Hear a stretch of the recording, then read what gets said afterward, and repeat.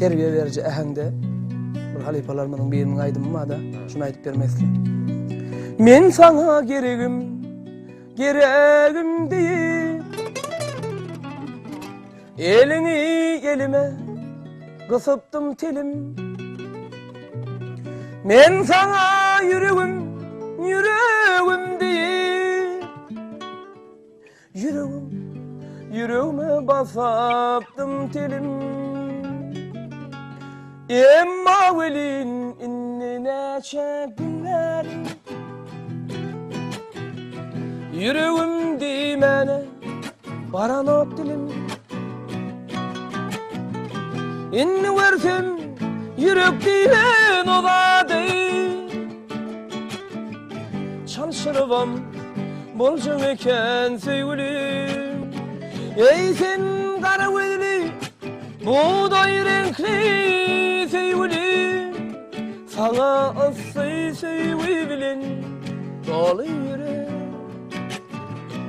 Seni bir can edip bağrıma bassam sevgilim. Hemmelerden ken yaşayacak yalim enem.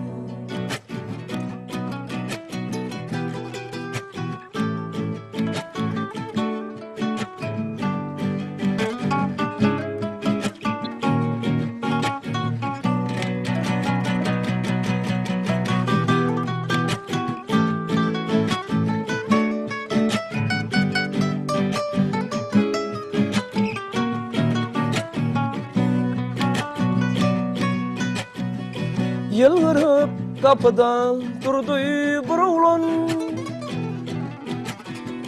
Gayet onun ellerin kısmak istedi. Yılgır degin terden oturdu oğlan. Gayet bağrına basmak istedi. Emma velin şunu silevlen barından. Gaydı halas etti hayadilin zat. Yaşa sen, yaşa sen, yaşa sen hayat. Sen sirni çık bordu sevdilin zat. Ey sen kara vedili buğday renkli sevgilim.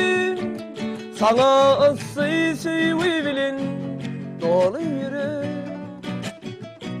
Seni bir can edip bağrıma bassam ne dedim. Hemmelerden ken yaşayacak yalim enem. Hemmelerden ken yaşayacak yalim enem. Hemmelerden ken yaşayacak yalim enem.